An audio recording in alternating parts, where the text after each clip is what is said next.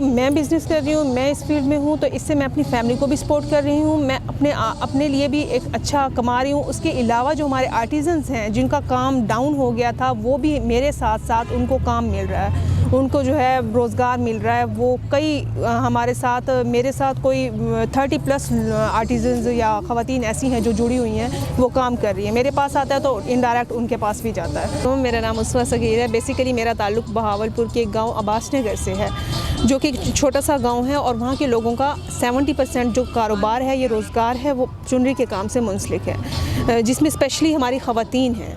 तो वो घरों में ये चुनरी का काम करती हैं और अपना रोज़गार कमाती हैं, और वो जो है अपने घर में 70 to 60%, इवन 80% वो अपने घर में जो है अपना हिस्सा डाल रही होती हैं।